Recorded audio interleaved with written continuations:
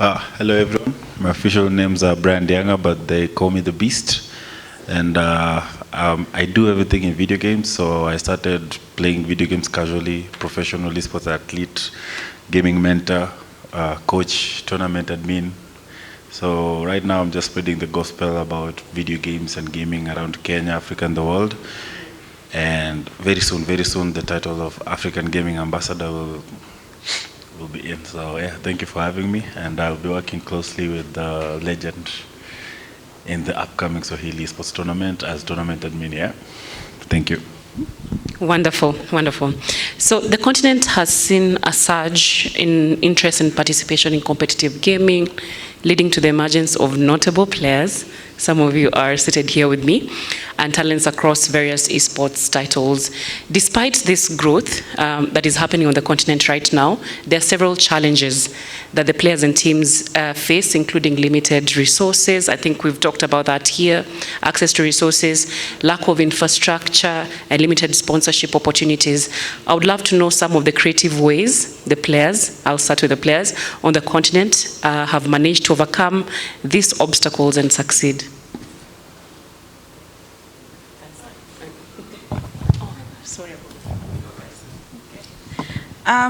So for us in our organization, for example, the way we've tackled that issue is working with the resources that we already have and just building towards failing forward. So making sure that we celebrate our successes, but also failing forward in the sense that we learn as we grow.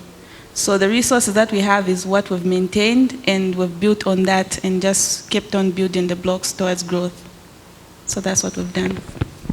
Silvia, how do you continue competing on the international platform and putting out very positive results despite some of these things that are happening, that continue facing players from the continent? One of the things I've realized is that there's no shame in asking for help where you're unable. I had considered myself a first-generation esports athlete, even though there are some who've come before me. And I'd say I've just tried and built on the foundation that was already left by them, and understanding, the different stories, the different challenges that they've experienced, and they're not so different from my own. And I think it's because I've been privileged enough to be signed to an American esports team, which has given me exposure to a wider, I'd say, audience. And I've gotten to closely follow the careers of esports athletes overseas and understand, and even in some instances actually interact with them and understand what they're doing that sets us apart from the continent. So I realized that number one, I've gotten to understand as I said, there's no shame in asking for help. So that's why I've gone out of my way to get coaching. I've come to such panels like this on my own initiative to network and see how best I can collaborate and work with people who might be able to help me advance my career, and I'm able to help them in some way. So no man is an island, and we have different goals and objectives, and if I can get some help in reaching them, then there's no shame in that. I agree, there's no shame in that. And Brian, before we come back to Michael. It works. How you have found creative ways to overcome the challenges, because we know players on the continent actually face a lot, they have no enough, access to resources, lack of infrastructure, but still you guys have proven day in, day out that you can still post positive results, you can still partner even with the international entities. So how do you keep on top of that despite the shortcomings? Okay, so for me, I took it up as a challenge, and I realized before that I was focusing so much on the game until I got the name Beast, and then I realized there were a few people to play with. And personally, I was like, how can I be a beast among 100 people, 200 people? So I needed the community to grow. So luckily, let's say 2019 Safaricom Blaze came, and I saw another avenue that opened, that was mentorship and coaching. And ever since I saw that, I took that as a challenge to myself, and that's what I've been doing ever since. So my job is to look for gamers, teach them how to game, show them the different games that are there. Secondly, platforms that work for us. I looked at social media. Twitch is the biggest platform for streaming gaming content, right? But if you look at where we are geographically in terms of even the internet penetration, it's very hard for the local person to watch a full match on Twitch. You get me? That is too expensive. But right now we have TikTok, and TikTok we have YouTube Shorts. You know, so a lot of gamers don't know things like this, because a gamer says, oh, I want to start streaming, I'm going to go to Twitch because Twitch is where gamers stream, but then your content is not being seen here. So even as a gamer, you cannot have fans around. So it's bringing awarenesses like this to the gamers, and I've been working closely with Nikon, Pro Series Gaming. I've worked with a lot of gaming companies around and just consulting and telling them how to do things, how to run tournaments. I even suggested, we were on a call with him the other day.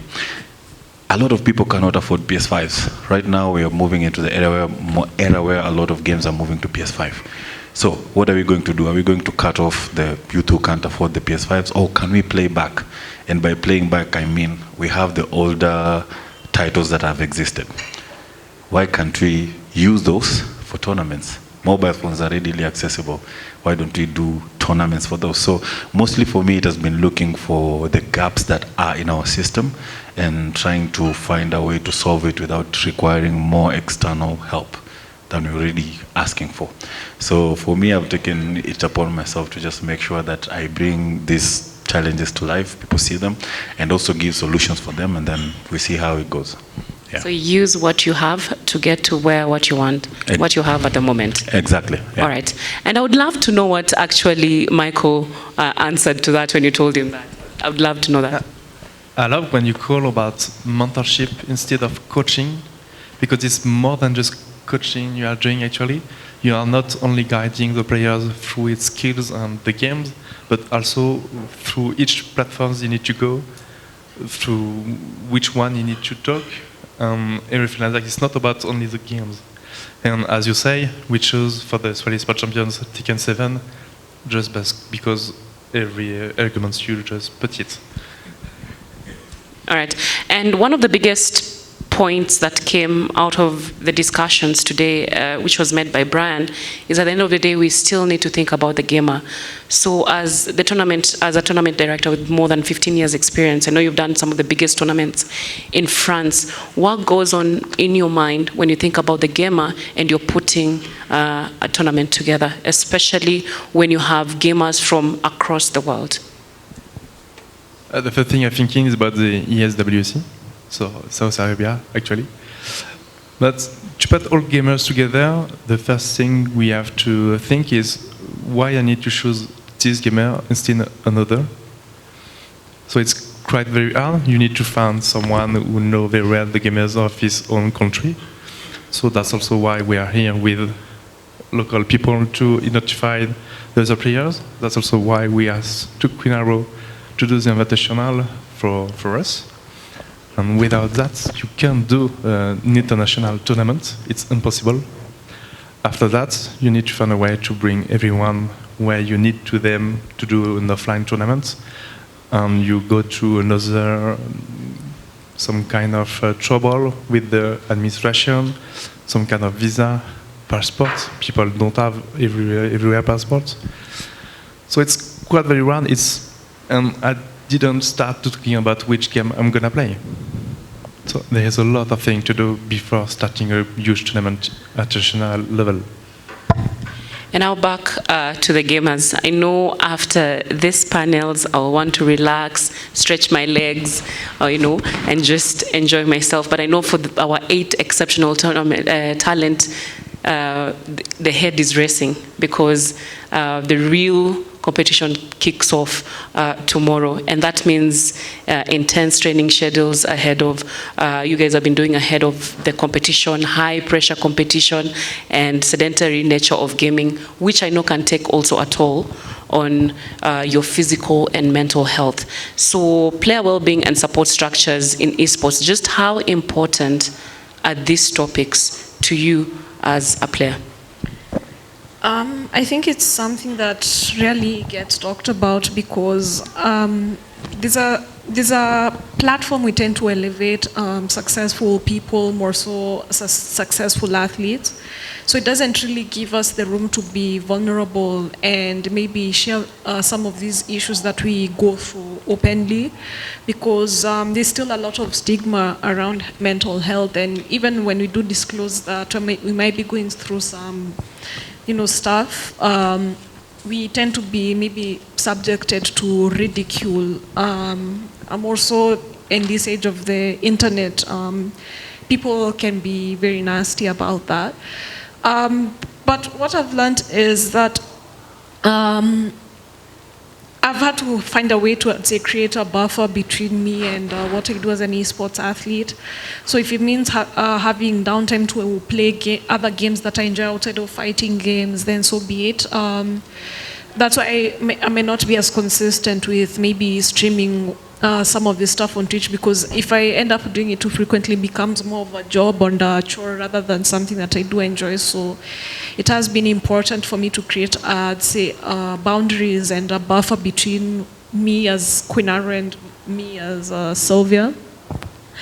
And even as even Red Bull does recognize that these are challenges that athletes, both traditional and esports athletes, go through. So I've had access to the Athlete Performance Center in Salzburg, and the one in California, where I can maybe shoot a message to the APC and I'm able to get whatever resources I need so I can get back on track. I've also had to also maybe take a couple of social media breaks, because the esports community doesn't exist in a bubble, and we are still affected by real life issues that may be going on, such as the Israeli-Palestinian issue going on right now. So sometimes social media breaks can be essential to just keep yourself sane.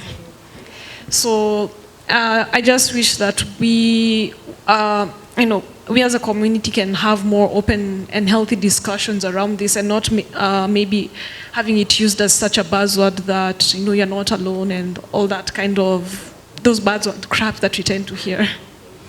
Which I totally understand. Enough of the words, and more of actually the stakeholders and everyone involved reaching out and working hand in hand with the gamers. I want to come back to the Zambian scene. How is it for the gamers? And also the gamers that have been part of your organization, how is it for them physically and mentally? And do you guys have programs that help the gamers? Are you guys working on it? How is it over there? It's a challenge because mental health is not something that's really, I'm really tackling on the mental health because it's the heavy issue, because being healthy doesn't just mean your body physically, but also means your mind. And when it comes to gaming, it can be very taxing on your mind, especially with society as well. On top of that, you face the stigma and all that. So within our organization, what I worked on doing was partnering with an NGO called Edutainment Health Foundation, so that they could provide counseling services to players on our team, on the organization. And one of the things that I also had to do is, in the beginning, when we started our organization, I was so focused on our players always winning, and trying to push them harder and forward towards streaming and doing all these things. And then I started to realize the toll it was taking on them, just like Silvia has mentioned. And it made me realize that as a team manager, I'm not just a team manager who's looking for results, but I also have to make sure that everyone on the team is in the right mind frame for them to actually produce decent results. So even like one of our previous players, Han Rashid in the US, he also faced that challenge where he felt that he needed to be a champion and he always needed to win. So I told him, say, no, you don't need to win, you just need to do what you can do. Whatever you do, that's your best, is what we'll work on. And given that advice, he was always making top 8s, which is very good in the US, making top 8s in tournaments, and we're very happy with his performance when he was part of the team. The rest of the players and people in our organization, we also take time to make sure that we're all okay. We check in with each other. we make sure that we're each other's support system, and that's very vital within an esports organization. There are a lot of challenges that are external that affect us. So, yeah. All right. Yes, Yes. there's something she said about making sure that you're healthy.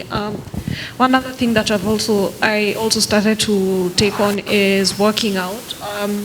I became more mindful of how mental and physical health are related. So I began working out at home. Then during my preparations for EVO, I then eventually just saw that it would be a smart investment in paying for a gym membership, and having a trainer who could at least take me through exercises that would not only build my body muscle, but would reduce my stress levels. And I've also become more mindful of what I eat, especially not just as an everyday thing, but also during the time around the time I'm competing. And I saw that my mind was clearer as I was competing in the heat of the moment. Right. We go to Brian before we come back to Michael.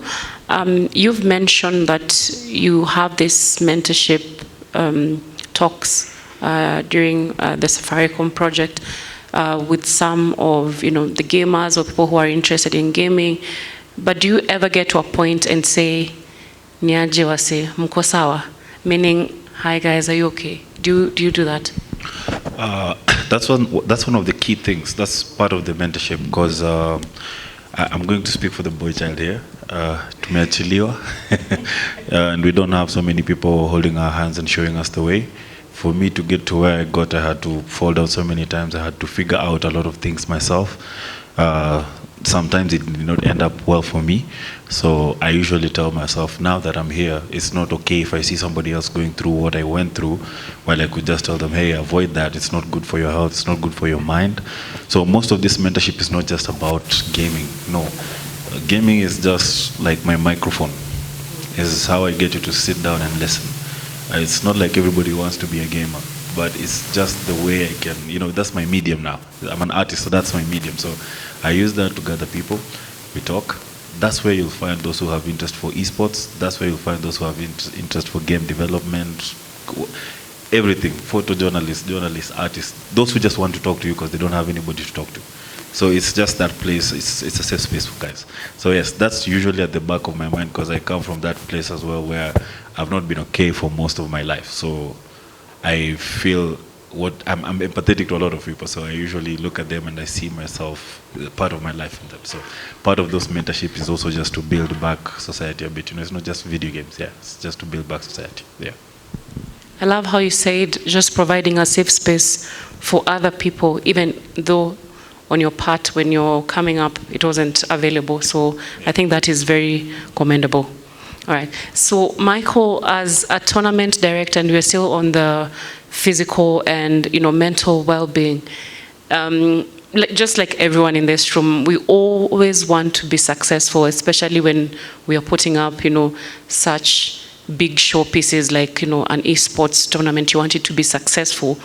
But do you get to a point and say, hey, because you understand the pressure that comes with that, but do you get to a point and say, hey, I need to check myself a bit. I need to know I'm okay. I need maybe to speak to someone or make sure I am not reacting. I always say making sure that you're not a garbage truck. Maybe when you're feeling pressure, you put pressure on other people and also make them a bit stressed. Do you ever check yourself? Because I notice with most tournaments, it trickles down from the top. When the top is a bit shaky and everything was not okay, everything was full of the pressure, you can also tell with the gamers, you can also tell with the guys who are involved, with the fans and everything. Everything seems a bit off. So do you ever check yourself as a tournament director? Because if I put myself together, also other people will be okay and this will be actually successful. It's not easy to answer because as a tournament director, you didn't have the right to check. You need to be right. If you have one of your referee who is hesitating, who has some doubts about how to do it, you need to come and provide a solution without any hesitation. So of course I have some doubt myself too, but you will never see it. A lot of players have some doubt too, so they have kind of routine when they set up themselves. sorry, when they set up themselves on the computer, with the controller, to just be like at home and playing the home routine and just ignore everything who can disturb you, the light in the face, the noise of the public, and everything like this. Also, thanks to Francis Porte and Desiree, we have a lot of statistics in France about the healthy way of gamers. And we always think gamers need to pass a lot of time behind the screen, so not moving, so except from Dance Revolution or Just Dance competitions. But however, almost more than 80% of players have a physical activity outside of the gaming playing. So it's very important, and I think today it's okay to say to every French people, it's okay to have a healthy body, to have to have some good results in competition too. Moving on, I think just like any other sportsmen and women, other athletes out there, I know esports players, even you, Silvia, maybe at some point, you're thinking career prospects for, professional esports players. So when you think about that, let's talk about how do they transition into other roles within the industry. We've seen brands transition into the mentorship space. So for you as a player who's still currently very active, talk to us about that. Do you ever think about, later retirement? What do I do? Where do I go? And what is on the table in terms of the career prospects? I've realized that it's not always smart to limit yourself to just one thing. Don't always put yourself in a box. So for me, I'm still a law student. I'm currently doing my postgraduate diploma at the Kenya School of Law. It's going to allow me to be admitted to the bar, inshallah, next year. So I do want to at least look into policy making, and especially on regulatory provisions for the esports space. It's something I am working on currently, and at the same time, even as I retire, if I do decide that I want to use my law degree in some way other than just regulatory provisions and stuff like that, that's an option that's open to me. I still do read actively because I'm also a public speaker, especially in panels such as these. I need to keep my mind sharp. I need to keep up with what's happening globally, whether or not it's within my industry, and see what the intersections may possibly be. So at least if there's something that may come up, especially like for example, we're talking about issues to do with AI, issues to do with labor and employment practices within the gaming and esports industry. That's something that we need to have a discussion on. Because at the end of the day, the gaming and esports industry does not exist in a bubble. We are still affected by social, economic, and political policies that were designed years ago that benefited one socioeconomic, one group over the other. And those issues still affect us today when you have discussions surrounding on racism or on sexism in the gaming industry. Issues like Jim Crow, like apartheid in South Africa still have effects. There's still a trickle effect that's happening today. So having, just being aware of such issues and knowing how and what kind of role they play and what we can do to have a healthy discussion and eventually a solution. That's going to be something that will prove invaluable in the days to come. Wonderful. And you have a team, and some of these discussions do actually come up, retirement or transition. Talk to us about the whole scene. Yeah. Within our team, we've had people transition from being players to creating content online. Others have